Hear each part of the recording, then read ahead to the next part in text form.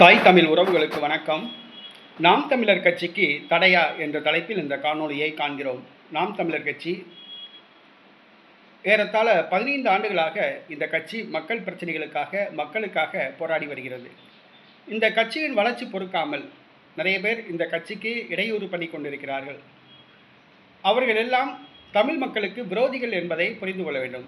நாம் தமிழர் கட்சியை ஒருவர் எதிர்க்கிறார் என்று சொன்னால் அவர் தமிழ் மக்களுக்கு எதிரி. ஏனென்று சொன்னால் தமிழ் மக்களின் உரிமைக்காக, தமிழ் மக்களுடைய பிரச்சனைகளுக்காக, தமிழர்களுக்காக, தமிழர் நலனுக்காக, தமிழ் மொழிக்காக, தமிழ் வளத்துக்காக, தமிழ்நாட்டுக்காக, தமிழர்களுடைய அந்த உரிமைக்காக, தமிழ்நாட்டுடைய அந்த இயற்கை வளங்களுக்காக போராடி வருகிற கட்சி நாம் தமிழர் கட்சி. அந்த நாம் தமிழர் கட்சியை ஒருத்தர் எதுக்குறான்னா அவன் கண்டிப்பாக தமிழ் மக்களுக்கு விரோதி என்று தான் அர்த்தம். இன்றைக்கி நாம் தமிழர் கட்சி பல்வேறு தடைகளை தாண்டி இன்றைக்கி தேர்தலில் போட்டியிட்டு தேர்தல் ஆணையத்தால் அங்கீகரிக்கப்பட்ட ஒரு அரசியல் கட்சியாக மாறியிருக்கு. இன்றைக்கி செந்தமிழன் சீமான் வருகின்ற ஞாயிற்றுக்கிழமை திருச்சி மாவட்டம் சமயபுரம் அருகே சக்தி நகரில் 1000 பனையேறிகளுடன் கல் இறக்கும் மாநாடு நடத்துகிறாப்புல. தடையை மீறி கல் இறக்கும் மாநாடு. ஏன் கல் இறக்குனா என்ன?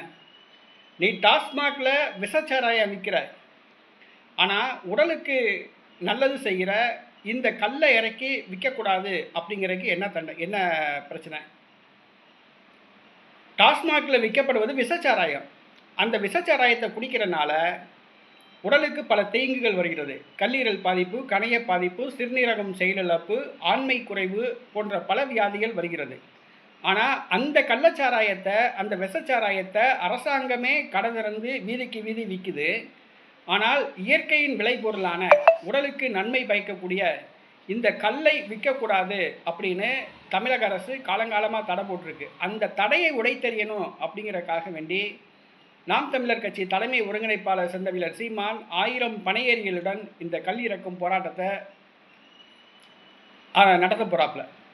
இந்த கல் இறக்கும் போராட்டத்துக்கு திமுகவோ, அதிமுகவோ, காங்கிரஸோ, பிஜேபியோ எந்த ஒரு கட்சியுமே எதிர்ப்பு தெரிவிக்கலை. ஏன்னா எதிர்ப்பு தெரிவித்தா நாடார் சமூகத்துடைய வாக்குகளை இழக்க வேண்டியதுரும், நாடார் சமூகத்துக்கு எதிரானவர்களாக நம்மளை திசை திருப்பிடுவாங்க அப்படின்ட்டு எந்த ஒரு அரசியல் கட்சியும் வாய் திறக்க மறுக்குது. ஆனால் ஒரே ஒரு அரசியல் கட்சி அப்படின்னு சொல்லிக்கொள்கிற இந்த புதிய தமிழகம் கட்சி தலைவர் டாக்டர் கிருஷ்ணசாமி மட்டும் எதுக்குறாப்புல. என்ன காரணம் சொல்லி கேட்டிங்கன்னா விளம்பரத்துக்காக வேண்டி எதுக்குறாப்புல. ஏன்னா அவர் தேவேந்திரகுல வேளாளர் சமுதாயத்தை சார்ந்தவர் கிடையாது. டாக்டர் கிருஷ்ணசாமி தேவேந்திரகுல வேளாளர் சமூகத்தை சேர்ந்தவர் கிடையாது, தமிழரும் கிடையாது. அவர் ஒரு தெலுங்கர் மாதாரி சமூகத்தை சார்ந்தவர். தேவேந்திரகுல வேளாளர் சமூகத்தை சார்ந்தவர் அப்படின்ட்டு ஒரு டூப்ளிகேட் சாதி சான்றிதழ் வச்சு தான் இவர் அரசியல் கட்சி ஆரம்பித்தார். தென் மாவட்டத்தில் அரசியல் பண்ணாப்புல. ஆனால் அவர் தேவேந்திரகுல வேளாளர் கிடையாது அப்படின்னு சொல்லி அவர் வாழ்ந்த பகுதியை சார்ந்த கோட்டாட்சியர் நீதிமன்றத்தில் தாக்கல் செஞ்சுட்டாப்புல. அவர் தேவேந்திரகுல வேளாளர் கிடையாதுன்னு. ஆனால் இன்றைக்கு வரைக்கும் டாக்டர் கிருஷ்ணசாமி அதை மறுத்து நான் தேவேந்திரகுல வேளாளர் சமூகத்தை சார்ந்தவன் அப்படின்னு நிரூபிக்கவே கிடையாது. இவர் நிரூபிக்காதனால தேவேந்திரகுல வேளாளர்கள் இவரை விட்டு பிரிஞ்சுட்டாங்க.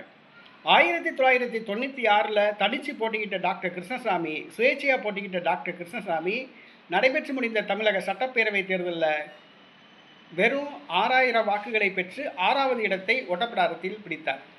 இதுக்கு காரணம் தேவேந்திரகுல வேளாளர்களால் அவர் கைவிடப்பட்டார் என்று தான் சொல்லலாம். இன்றைக்கி டாக்டர் கிருஷ்ணசாமி அரசியல் அனாதை ஆயிட்டாப்புல. தேர்தல் நேரம் தான் தேவேந்திரகுல வேளாளர்கள் அவருடைய கண்ணுக்கு தெரிவாப்புல, தென் மாவட்டம் பக்கம் வருவாப்புல. இப்போ தேர்தல் வருது, தென் மாவட்டம் பக்கம் தலை தூக்க ஆரம்பிச்சிருக்காப்புல. இந்த கல் இறக்குவதற்கு எதிர்ப்பு தெரிவிச்சிட்ருக்காப்புல. இது தேவேந்திரகுல வேளாளர்களுக்கும் நாடார் சமூகத்துக்கும் இடையே ஒரு பகையை உருவாக்குவதாகத்தான் இது இருக்கும். டாக்டர் கிருஷ்ணசாமி அரசியல் விளம்பரத்துக்காக வேண்டி கல் இறக்கும் இந்த போராட்டத்தை எதிர்க்கிறாப்புல. இப்போ என்ன செய்கிறாப்புல, இந்த கல் இறக்கும் மாநாட்டை எதிர்த்து அவர் தேர்தல் ஆணையத்தில் புகார் அளிக்க போகிறாப்புலையா. ஒரு செய்தி வந்திருக்கு. என்னென்னா நாம் தமிழர் கட்சி இந்த மாதிரி செயல்களில் ஈடுபடுது, அதனால் நாம் தமிழர் கட்சிக்கு தடை விதிக்கணும் அப்படின்னு சொல்லி தேர்தல் ஆணையத்தை அணுக போகிறதா செய்தி வந்திருக்கு. நாம் தமிழர் கட்சி மக்களால் அங்கீகரிக்கப்பட்ட கட்சி, மக்களுக்காக வேண்டி போராடுற கட்சி, தமிழ் மக்களுடைய உரிமைகளுக்காக போராடுற கட்சி.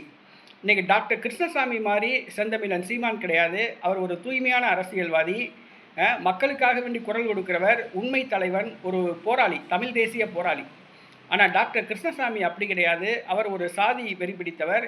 சாதி வெறி பிடித்தவர்னு சொல்கிறத விட தென் மாவட்டத்தில் 2 சமூகங்களுக்கிடையே எப்போதும் சாதி பிரச்சனையை தூண்டிக்கிட்டே இது பண்ணுறவர், சாதி கலவரத்தை ஏற்படுத்திக்கிட்டே இருக்கிறவர், எரியிற நெருப்பில் குளிர் காய்ப்பவர். அவருக்கு அவருடைய கட்சியே இன்றைக்கி அரசியல் அங்கீகாரம் கிடையாது. 1% வாக்கு வங்கி கூட கிடையாது. 0.5%க்கும் குறைவாக போச்சு. அவருக்கு தனித்து போட்டிக்கிட்டப்போ ஒரு தடவை 2 தேர்தலுக்கு முன்னாடி வெறும் 2 லட்சம் ஓட்டு தான் அவங்க கட்சியை வாங்குச்சு. இப்போ போட்டிக்கிட்டால் 1 லட்சம் வாக்கு வாங்குறதே பெரிய விஷயம். மொத்தமாக அவங்க எத்தனை தொகுதி 100 தொகுதியில் போட்டிக்கிட்டால் கூட 1 லட்சம் வாக்குகள் கூட புதிய தமிழகத்துக்கு கிடைக்காது. ஆனால் டாக்டர் கிருஷ்ணசாமி இன்றைக்கி நாம் தமிழர் கட்சியை தடை விதிக்கணும் அப்படின்னு சொல்லி தேர்தல் ஆணையத்தை அணுக போகிறதா செய்தி வந்திருக்கு. இதுக்கு ஒன்றும் அஞ்சுற கட்சி நாம் தமிழர் கட்சி கிடையாது. நாம் தமிழர் கட்சி பல வழக்குகளை பார்த்த கட்சி. ஒரு ஃபீனிக்ஸ் பறவைன்னு சொல்லுவாங்கள்ல, சாம்பல்லேருந்து உயிர்த்தெழுந்த பறவைன்னு சொல்லலாம். அந்த மாதிரி கட்சி நாம் தமிழர் கட்சி. கண்டிப்பாக கிருஷ்ணசாமி 1000 கிருஷ்ணசாமியை நாங்கள் பார்த்துருக்கோம். இதெல்லாம் ஒரு பெரிய பிரச்சனையே கிடையாது. இவர் ஒரு விளம்பரதாரர். விளம்பரத்துக்காக வேண்டி டாக்டர் கிருஷ்ணசாமி இந்த மாதிரி செயல்களெல்லாம் ஈடுபடுறாரு. நாம் தமிழர் கட்சி எந்த வழக்குகள்னாலும் சரி, எந்த தடைனாலும் சரி, அதை தாண்டி தமிழ் மக்களுக்காக போராடும், அரசியல் களத்தில் பயணிக்கும் என்பதை தெரிவித்துக் கொள்கிறோம்.